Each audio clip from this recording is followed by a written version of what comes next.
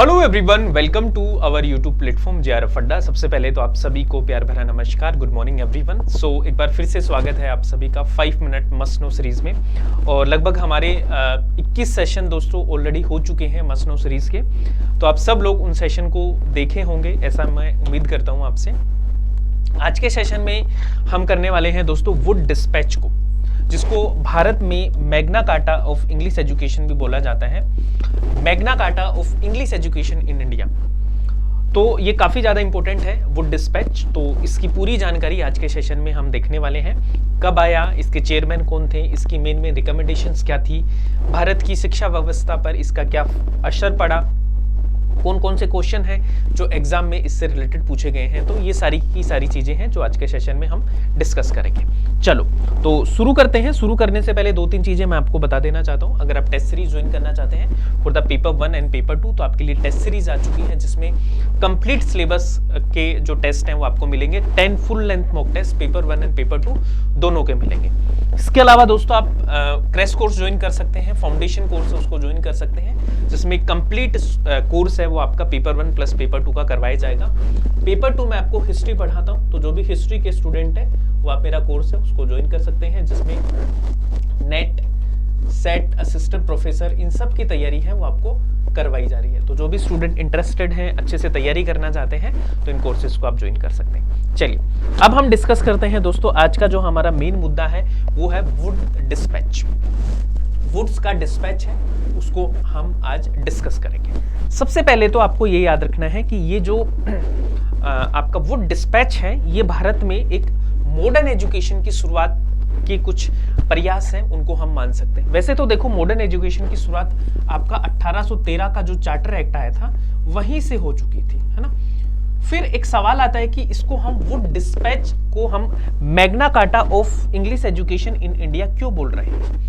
वो इसलिए बोल रहे हैं दोस्तों कि पहली बार ब्रिटिश पार्लियामेंट में कोई एक्ट है वो पारित किया गया था इंडिया को लेकर, ठीक है।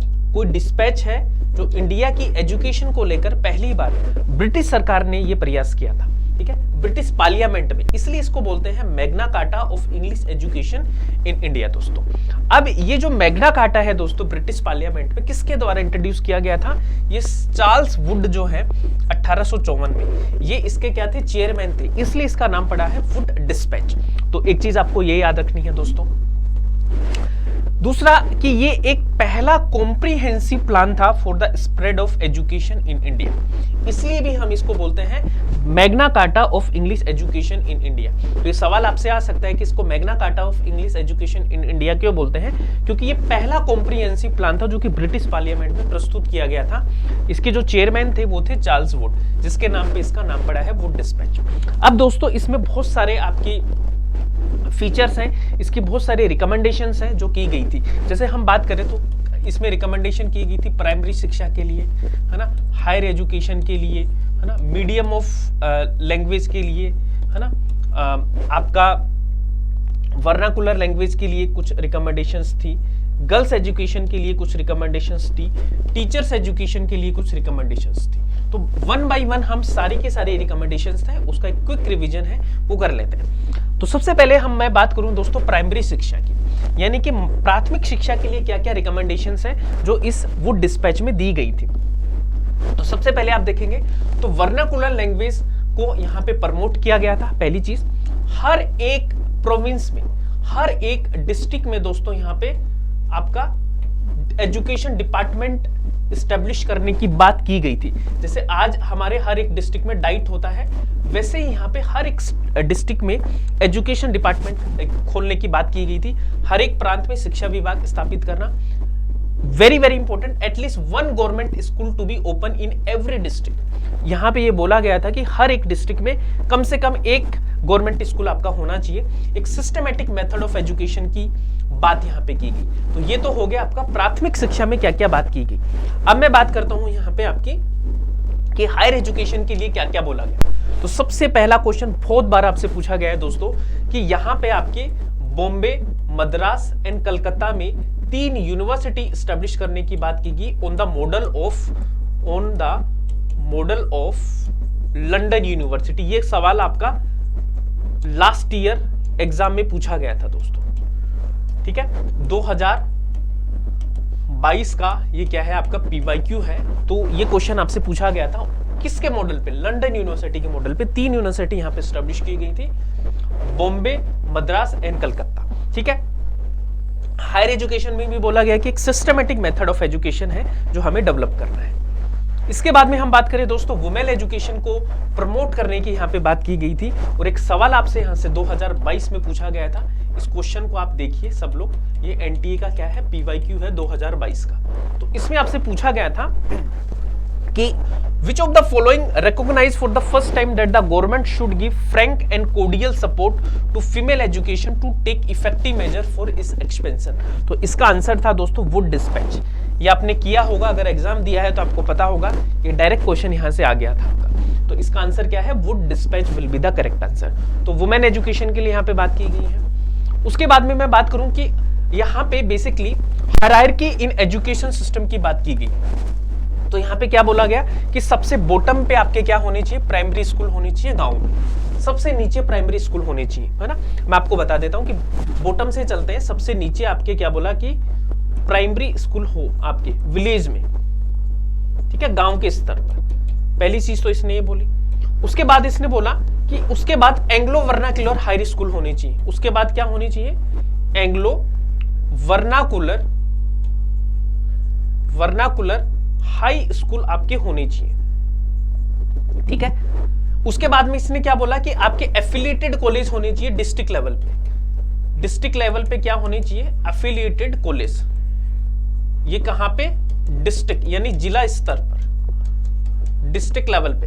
और सबसे हाई स्तर पर आपके क्या होने चाहिए, एफिलिएटिंग यूनिवर्सिटीज होनी चाहिए, यानी कि यूनिवर्सिटीज आपकी होनी चाहिए। तो इसने 3 यूनिवर्सिटी स्टैब्लिश भी की, बॉम्बे, मद्रास एंड कलकत्ता। तो ये एक हायरार्की है जो कि वुड डिस्पैच ने दी है। उसके बाद हम बात करते हैं दोस्तों इंग्लिश एजुकेशन के बारे में। इसने क्या बोला, इसने क्या बोला कि जो हमारी उच्च शिक्षा है ना, उच्च शिक्षा है उसको हमें इंग्लिश मीडियम में ही देना है। उसका जो मीडियम हमें रखना है दोस्तों वो क्या होना चाहिए, वो आपका क्या होगा, वो आपका इंग्लिश ही होगा, ये इसने बोला। तो ये चीज आपको याद रखनी कि English was made the medium of instruction for the higher education. उसके बाद में हम बात करें गाइस कि आपका यहां पे वर्नाकुलर लैंग्वेजेस के लिए क्या बोला इसने, कि यहां पे क्या बोला कि जो प्राइमरी लेवल है उसमें आपकी वर्नाकुलर लैंग्वेजेस में ही आप शिक्षा दीजिए। आज भी देखिए आपकी जो NEP 2020 है उसने क्या बोला है, उसने ये तो बोला है कि टिल 5th है ना, 5th क्लास तक हमें जो हमारी मदर टंग है उसमें ही शिक्षा देनी है। तो ये वुड डिस्पैच ने भी ये बात की थी, तो आपको कंपैरिजन भी थोड़ा सा पता होना चाहिए। उसके बाद में बात करूं टीचर्स ट्रेनिंग की, तो इसने क्या बोला कि जितने भी लेवल्स हैं, चाहे प्राइमरी हो, हायर हो, सेकेंडरी हो, एंग्लो वर्नाकुलर हो, उन सब पे टीचर्स की ट्रेनिंग होनी चाहिए। अभी देखो टीचर्स की ट्रेनिंग के लिए आपका क्या है, एक बार आप मुझे कमेंट करके बताओ। NCTE national council for teacher education है ना, 1995 में स्टैब्लिश हुआ था। तो ये सारी बात वुड डिस्पैच ऑलरेडी कर, तो इसको आपको याद रखेगा। एक इसने बोला कि भाई धर्मनिरपेक्ष शिक्षा देनी चाहिए, आपको ऐसा कोई पर्टिकुलर रिलीजन को प्रमोट, सेकुलर एजुकेशन। एक दोस्तों वेरी वेरी इंपॉर्टेंट, देखो ये यूपीएससी प्री में भी ये क्वेश्चन आपसे पूछा गया था। यूपीएससी प्रीलिम्स की मैं बात करूं तो 2016 का जो पेपर था उसमें ये सवाल पूछा गया था कि ग्रांट इन एड 2016 या 18 में पूछा गया था शायद 2018 में, कि grant in aid to encourage the private enterprises, यानी प्राइवेट प्लेयर्स को, यानी प्राइवेट स्कूल्स खुले, प्राइवेट कॉलेजेस खुले, उनके लिए अनुदान प्रणाली है, उसका जो स्टार्ट है वो कहां से किया गया था, तो वो वुड डिस्पैच में ही अनुदान प्रणाली की शुरुआत हुई थी। तो ये कुछ इंपॉर्टेंट पॉइंट्स थे दोस्तों वुड डिस्पैच के। उम्मीद करता हूं कि आपको ये सेशन पसंद आ रहे होंगे और आपको ये हेल्प करेगा। यहाँ से आपको डायरेक्ट क्वेश्चन है वो मिलने वाले हैं गाइस, ठीक है, डायरेक्ट क्वेश्चन आपको यहाँ से मिलेंगे, तो सब लोग इस सीरीज को देखते रहिएगा। इसके अलावा पहले भी हमारे बहुत सारे सेशन ऑलरेडी हो चुके हैं, तो प्लेलिस्ट को आप सब लोग चेक करते रहिए। पेपर 1 की कंप्लीट प्लेलिस्ट है जिसमें आप अपने पुराने सेशन हैं उनको देख सकते हो। So thank you so much. उम्मीद करता हूं कि आपने एंजॉय किया होगा। कमेंट करके जरूर बताना कि आपको ये सेशन कैसा लगा और आपने क्या पढ़ा है, उसको कमेंट बॉक्स में पूरा का पूरा बता देना। एक समरी मुझे चाहिए वुड डिस्पैच की, आप कमेंट करके बताना सब लोग, ठीक है। फिर मिलेंगे नेक्स्ट सेशन में, आज के लिए इतना ही है, तब तक के लिए keep smiling and keep learning.